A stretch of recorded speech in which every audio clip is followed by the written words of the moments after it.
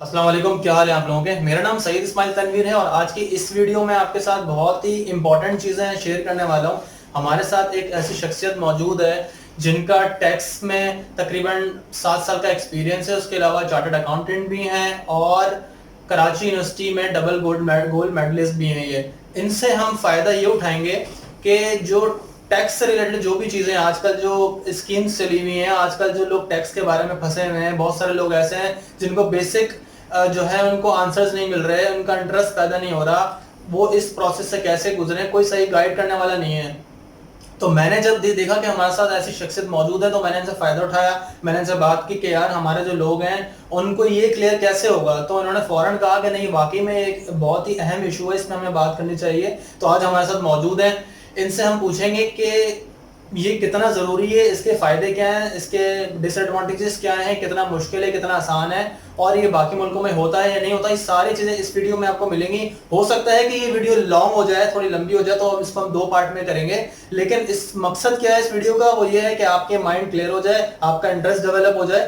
तो चलें शुरू करते हैं। Thank you Ismail. एक बहुत ही इम्पोर्टेंट टॉपिक के ऊपर आपने जो है वो रोशनी डाली है। इसमें असल में ये कि जब हम पाकिस्तान की टैक्सेशन की बात करते हैं तो हमें सबसे पहले थोड़ा सा बैकग्राउंड देखने की ज़रूरत है कि ये बेसिकली टैक्सेशन है क्या और क्यों तमाम ममालिक जो हैं वो बहुत ज़्यादा इसके ऊपर फोकस करते हैं। अगर मैं टैक्सेशन की बात करूं तो कई 100 साल पहले से ये टैक्सेशन का सिस्टम चल रहा है। ये ऐसा नहीं है कि हम जो है वो मॉडर्न वर्ल्ड में देखते हैं कि टैक्सेशन का सिस्टम है। मुग़लों के ज़माने में भी टैक्स लिया जाता था। उसके बाद जब आपके ईस्ट इंडिया कंपनी आई सब कॉन्टिनेंट में, बर सग़ीर में, उन्होंने भी टैक्स लगाया, डिफरेंट टैक्स लगाए, लैंड टैक्स भी लगाया, इनकम टैक्स भी लगाया। उनकी ज़ाहिर से शक्लें उस तरह की नहीं थी जिस तरह ये अब मॉडर्न ज़माने में टैक्स लिया जाता है, लेकिन था वो टैक्स ही। इसकी एक छोटी सी मिसाल अगर आपको दूँ, में एक बहुत मशहूर बॉलीवुड की मूवी हम सब ने देखी है जिसका नाम था लगान। तो लगान बेसिकली लगान इज टैक्स। तो उसमें यही उन्होंने दिखाया है कि वो जो किसान जो अनाज उगाता है उस पर कैसे अंग्रेज हुकूमत टैक्स लगाती थी और वो एक क्रिकेट मैच के जरिए उन्होंने अपना टैक्स माफ कराया।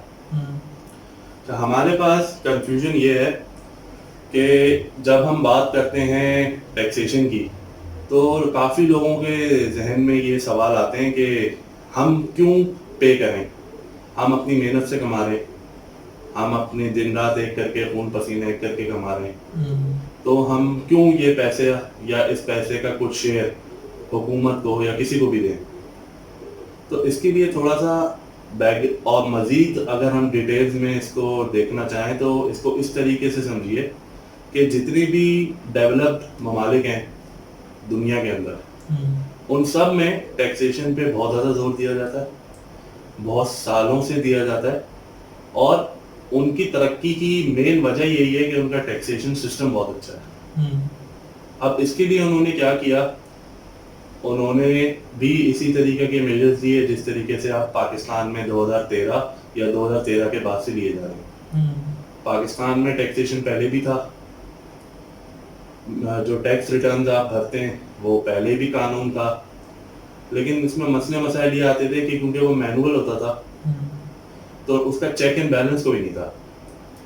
कई दफ़ा हमने ये शिकायतें भी सुनी है कि टैक्स देने वाले ने तो टैक्स दिया लेकिन वो गवर्नमेंट के खजानों तक नहीं पहुंचा।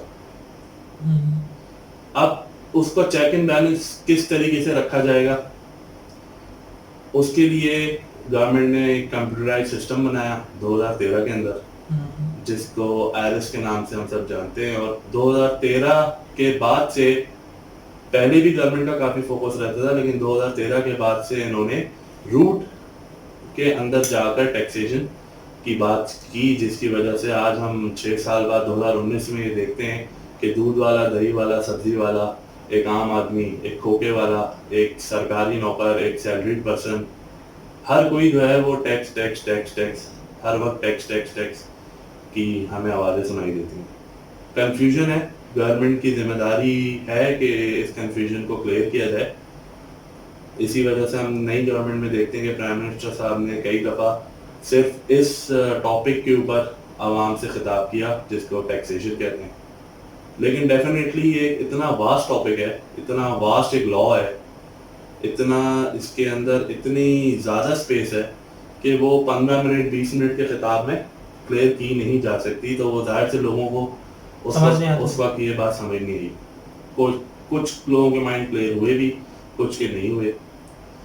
तो ज़रूरी हमारे लिए ये है कि हम जो हैं वो इस चीज़ को समझें, इस चीज़ को इम्प्लीमेंट करें और ये इस चीज़ पे ज़्यादा फोकस करें कि बेसिकली ये जो हम कर रहे हैं ये हमारे ही एट द एंड इसका फ़ायदा हमें होना है। कैसे?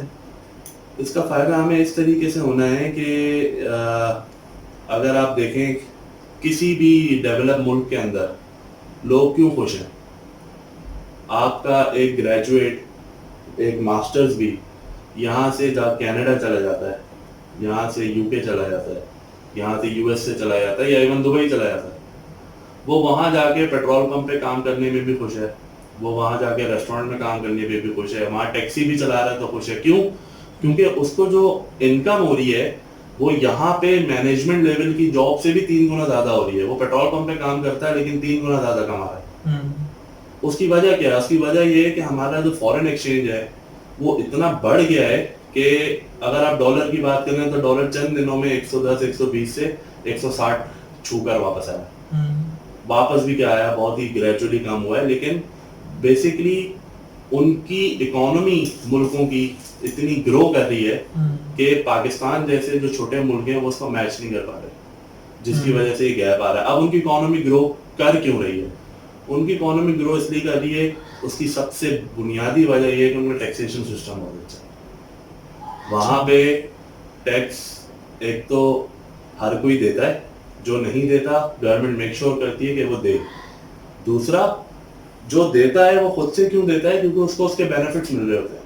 उसको बिलीव भी तो होता है कि हाँ, यहाँ पे पाकिस्तान में क्या है कि बिलीव नहीं है, उनको लगता है कि जिस तरह लोग ज़कात देते हैं, टैक्स भी दे सकते हैं, मगर उनको लगता है बीच में जो है वो कुछ लोग आके वो जिस मकसद के लिए दे रहे हैं वो मकसद पूरा नहीं होगा। तो ये इंटरेस्ट कैसे डेवलप होगा? गवर्नमेंट के पे जो जिम्मेदारी है लोगों का, आपका टैक्स जो है वो जिस मकसद के लिए लिया जा रहा है वो लगेगा भी कि नहीं लगेगा, ये चीज़ इंपॉर्टेंट है। जब ये लोग सेटिस्फाइड हो गए कि हाँ भाई हमारा टैक्स पहुंचेगा, तब जाके वो टैक्स देंगे और ज़्यादा मिकदार में देंगे टैक्स।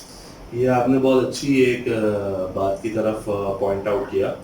असल में अगर हम इसकी स्टैटिस्टिक्स देखते हैं जो कि वर्ल्ड की ऑर्गेनाइजेशन है जो आपका पोल्स करती हैं या रिसर्च करती हैं, उन्होंने ये जजमेंट दी है कि पाकिस्तान चैरिटी देने पे चौथे नंबर पे आता है।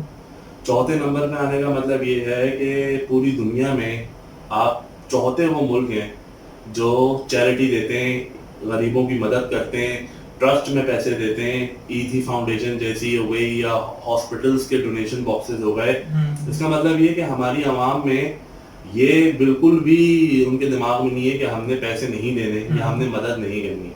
कि ये टैक्स देना ज़रूरी इस वजह से भी है कि जब आप टैक्स देते हैं और वो पैसा आपके मुल्क पे लगता है, आपके मुल्क का इंफ्रास्ट्रक्चर डेवलप होता है, रोड्स, कम्युनिकेशन, इंडस्ट्रीज, ये सब पे जिम्मेदारी गवर्नमेंट की पैसा लगाए। अब वो गवर्नमेंट कहाँ से पैसा लगाएगी? गवर्नमेंट पैसा लगाएगी जब आप उसको टैक्स देंगे। जब ये चीज़ें डेवलप होंगी तो जो लोकल बिजनेसमैन है उसको सपोर्ट मिलेगी, उसकी कॉस्ट ऑफ डूइंग बिजनेस कम हो जाएगी। जब उसकी कॉस्ट ऑफ डूइंग बिजनेस कम होगी तो डेफिनेटली उसके प्रॉफिट मार्जिन्स बढ़ेंगे।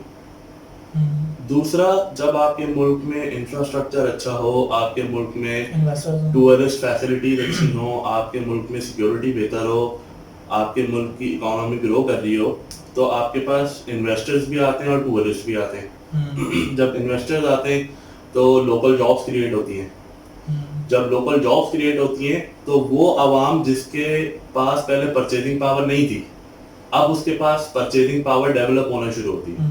अनएम्प्लॉयमेंट कम होगी, परचेजिंग पावर बढ़ेगी। मेरा फोकस परचेजिंग पावर पे इस वजह से है कि इकोनॉमिक्स का एक बहुत इंपॉर्टेंट कॉन्सेप्ट है कि जब लोगों के पास पैसा आता है तो वो पैसा खर्च करते हैं। अब वो पैसा खर्च कहाँ करेंगे? वो पैसा खर्च करेंगे उन्हीं लोकल बिजनेसेस की प्रोडक्ट खरीदने के लिए। अब इसकी मिसाल ऐसे, आपने टैक्स दिया 30%, उस टैक्स से जो पैसा इंफ्रास्ट्रक्चर पे लगा या उस इंफ्रास्ट्रक्चर के बेहतर होने से जो इन्वेस्टर मुल्क में आया, जिसने लोगों को जॉब्स दी या लोगों की लाइफस्टाइल को इम्प्रूव किया या लोगों की परचेजिंग पावर को इम्प्रूव किया, अब वो आपको रिटर्न मिलना शुरू हो जाएगा। आपने 30% दिया था, आपको 60% से आपकी सेल ग्रो कर जाएगी। टूरिस्ट आएगा, टूरिस्ट यहाँ का लोकल प्रोडक्ट खरीदेगा।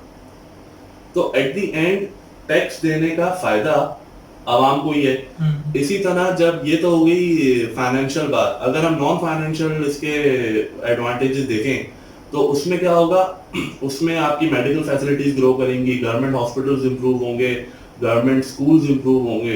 बाहर की दुनिया में लोगों को ये कॉन्सेप्ट ही नहीं है कि उन्होंने प्राइवेट स्कूल जाना है, उन्होंने प्राइवेट कॉलेज जाना है, उन्होंने प्राइवेट हॉस्पिटल जाना है, क्योंकि गवर्नमेंट की अपनी फैसिलिटीज इतनी अच्छी हैं और उसमें वही हिसाब है कि जो टैक्स पेयर है उसके लिए फायदे हैं या उसके लिए चार्जेस कम होते हैं या उसके फ्री होते हैं। वहाँ पे बाप को बच्चा पैदा करने के बाद ये सोचना नहीं होता मैं इसको पढ़ाऊंगा कैसे, मैं इसको खिलाऊंगा कैसे, मैं इसकी सेहत का ख्याल कैसे रखूंगा। वो सब गवर्नमेंट की जिम्मेदारी होती है। आपने सिर्फ ये करना होता है कि आप जो कमा रहे हैं आपने उस पर टैक्स देना होता है और उस टैक्स के बदले आपको फैसिलिटीज मिलती है। तो बेसिकली हमारे पास जो एक कहनी चाहिए लैकिंग है वो ये है कि गवर्नमेंट अब तक 70 साल हमारे मुल्क को बने हुए हो गए, गवर्नमेंट अब तक लोगों को वो फैसिलिटीज दे नहीं सकी जो उसको देनी चाहिए। उसकी वजह गवर्नमेंट की भी कोताही है जो हमने करप्शन के उसमें देखी, उसकी वजह लोगों का टैक्स ना देना, टैक्स चोरी करना या टैक्स इवेड करना, ये भी एक इसकी वजह है। ठीक है, लेकिन यहाँ पे जो मसला आ रहा है वो मसला ये आ रहा है कि आपके पास टैक्स इवेजन तो है, आपके पास लोग टैक्स देने को राजी नहीं है, लेकिन जिनसे जबरदस्ती टैक्स ले लिया जाता है, जैसे सैलरी क्लास हो गई या शरीफ लोग हुआ जो अपनी प्रॉपर्टीज वगैरह पे टैक्स दे देते हैं अपने, या अब आप गवर्नमेंट ने जैसे बैंक ट्रांजैक्शंस पे, कैश विड्रॉल्स पे टैक्सेस लगाए, उसके अलावा सेल्स टैक्स हमारे पास हर कमोडिटी पे लगा हुआ है। एक रेडी चलाने वाला एक घरों में जाके बर्तन धोने वाली मासी भी साबुन या टूथपेस्ट या कोई भी जरूरत की चीज खरीदती है तो उस पर वो सेल्स टैक्स देती है। अब मसला ये है कि टैक्स तो किसी ना किसी जरिए से कम ही सही लेकिन कलेक्ट हो रहा है। मसला ये कि उसकी कोई रिकॉर्डिंग नहीं है, वो कहीं पे नोट नहीं हो रहा, कोई उसकी जो है वो आप ये कहें कि डॉक्यूमेंटेड इकोनॉमी हमारी नहीं चल रही। अब उसको किस तरीके से हम कवर करें, उसको कवर करने के लिए गवर्नमेंट ने सिस्टम बनाया जिसको आईरिस का नाम हम देते हैं। उसमें कंपनीज के लिए भी, एसोसिएशन ऑफ पर्संस के लिए भी, इंडिविजुअल्स के लिए भी, सब के लिए अलग अलग फॉर्म्स हैं। आपसे कुछ डिटेल गवर्नमेंट मांगती है, वो डिटेल्स आपने उसमें फुलफिल करनी है और वो फुलफिल करने के बाद आपने फॉर्म सबमिट करना है। अब इससे फायदा क्या होगा, इससे फायदा ये होगा कि आपने जहां जहां टैक्स डिडक्शन की है, मैं इसकी टेक्निकलिटीज पे बाद में बात करूंगा कि टैक्स डिडक्शन जो हुई है वो हमने कहाँ शो करनी है, कैसे शो करनी है, क्या चीज शो करनी है, क्या चीज शो करना जरूरी नहीं है, क्या चीज जरूरी है। लेकिन इसका फायदा, अगर सबसे पहले हम इसका फायदा समझ लें, जो जहां आपने टैक्स पे किया है, जो आपने खर्चा किया है, जो आपकी इनकम हुई है, जो आपकी मलकियत में चीजें हैं, जब आप उनको एक इलेक्ट्रॉनिक फॉर्म के थ्रू भर के सबमिट कराते हैं तो वो सारी डिटेल्स गवर्नमेंट के पास आ जाती है और आपके पास भी आ जाती हैं। आपके पास भी आ जाती हैं। अब अगर आपने कहीं पे टैक्स पे किया है और जिसको आपने पे किया है उसने जमा नहीं कराया गवर्नमेंट के खजाने में, तो गवर्नमेंट आपके फॉर्म से उसको पकड़ लेगी। तो बेसिकली आपने 3 वजूहात की वजह से फाइलिंग करनी है। एक वजह तो ये है कि गवर्नमेंट ने जाहिर से फाइलर को बेनिफिट्स दिए हैं नॉन फाइलर के ऊपर। दूसरी वजह ये है कि जब हम फाइलिंग करते हैं तो हमारी इकोनॉमी एक डॉक्यूमेंटेड इकोनॉमी हो जाती है। जब डॉक्यूमेंटेड इकोनॉमी होती है तो इंटरनेशनल बॉडीज जो हैं, IMF हो गए या जो आपके दोस्त ममालिक हैं जो आपको फंड्स देते हैं, इन्वेस्ट करते हैं या लोन्स देते हैं, उनका ट्रस्ट लेवल आपके ऊपर बढ़ जाता है। और तीसरी जो सबसे इम्पोर्टेंट वजह है इसकी वो ये है कि आप पे एक ये कौमी फरीजा बन चुका है, आपका एक ये समझ लें कि नेशनल इंटरेस्ट के अंदर आपने ये काम करना है कि जहां जहां आपने टैक्स पे किया है आपने गवर्नमेंट को बताना है कि मैंने पे किया है, ताकि गवर्नमेंट उसको पकड़ सके जिसको आपने पे किया और उसने गवर्नमेंट के खजाने में जमा नहीं करा है। टैक्सेस आप वैसे भी पे कर रहे हैं, आपको तनख्वाह मिलती बाद में, आपका टैक्स पहले कट जाता है। आप गाड़ी खरीदने जाते हैं, उस पे जब तक आप टैक्स पे नहीं करते वो गाड़ी आपके पोजीशन नहीं मिलती। आप घर खरीदने जाते हैं, आप उसको टैक्स पे करते हैं। पैसे आप ऑलरेडी दे रहे हैं, लेकिन उस पैसे देने का फायदा क्यों नहीं उठा रहे? अगर आप आईआरएस का फॉर्म भर देते हैं, अपने एनुअल रिटर्न्स डाल देते हैं, तो उससे मुल्क को जो फायदे होंगे वो अपनी जगह, लेकिन आपको ये फायदा होगा कि आपने जहां जहां टैक्स पे किया है आप सीना चौड़ा करके गवर्नमेंट को बताया मैंने यहाँ यार टैक्स पे किया है, और फाइलर होने के फायदे भी उठाएं। अगर मैं एक समरी इसकी बताऊं तो तकरीबन हर सेक्टर में या तो 50% या 50% से ज्यादा आपको टैक्स की छूट मिलती है अगर आप फाइलर हो गए। अच्छा, तो इन बेनिफिट्स को निगलेक्ट ना करें। एक खर्चा आप ऑलरेडी कर रहे हैं टैक्स पे करके, और वो पे करने के जो आपको फायदे मिल सकते हैं वो आप अवेल नहीं कर रहे हैं। एक छोटी सी बात यहाँ पे मैं और करता चलूं, जो मैं डेफिनेटली किसी पॉलिटिकल पॉइंट ऑफ व्यू से बात नहीं कर रहा, लेकिन हमारी बदकिस्मती ये रही है कि हमारी इकोनॉमी को जो कैंसर खा रहा था, उस कैंसर का इलाज पेन किलर से किया गया अब तक। तकलीफ मार दी गई है, बीमारी बढ़ती रही है। तो जब एक आम आदमी को जब तकलीफ महसूस ना हो तो उसको बड़ी खुशी होती है, वो समझता है मैं सही हो रहा हूँ, मेरा इलाज हो रहा है। लेकिन ऐसा नहीं था। हमें पेन किलर्स दी गई, हमारी इकोनॉमी को पेन किलर्स दी गई, जिसकी वजह से हमें तकलीफ महसूस नहीं हुई। लेकिन जो कैंसर हमारी इकोनॉमी को खा रहा था वो बढ़ता गया और वो इस लेवल पे आ गया कि जब उसका सही इलाज शुरू हुआ है, पेन किलर्स रोक के उस कैंसर को मारने की कोशिश की जा रही है, तो अब हमें तकलीफ हो रही है। तो हमें ये तकलीफ बर्दाश्त करनी पड़ेगी अगर हम चाहते हैं कि हम इस कैंसर का इलाज करें। अगर हम सब ये काम करते हैं और इसी जिम्मेदारी के साथ करते हैं, तो मैं बहुत पूरी उम्मीद हूँ कि बहुत जल्द हम इस क्राइसिस से बाहर निकलेंगे। चलिए, थैंक यू आपका। आपको ये बताना था कि ये तो एक पहला पार्ट था, ये तो हमने इम्पोर्टेंस पे बात की कि इसकी इम्पोर्टेंस क्या है। इसकी अगली वीडियो जब हम बनाएंगे उसमें आप पूरा प्रोसेस बताएंगे कि इस तरीके से आपने काम करना है। आपके जो सवालात हैं उनको भी हम लेंगे, आपको जवाबात भी देंगे, आपसे कांटेक्ट में भी रहेंगे। इस वीडियो में फिलहाल इतना ही। नेक्स्ट पार्ट का आप वेट कीजिएगा, उसमें आपको काम चीजें मिल जाएंगी। इस वीडियो में फिलहाल इतना ही। Thanks for watching.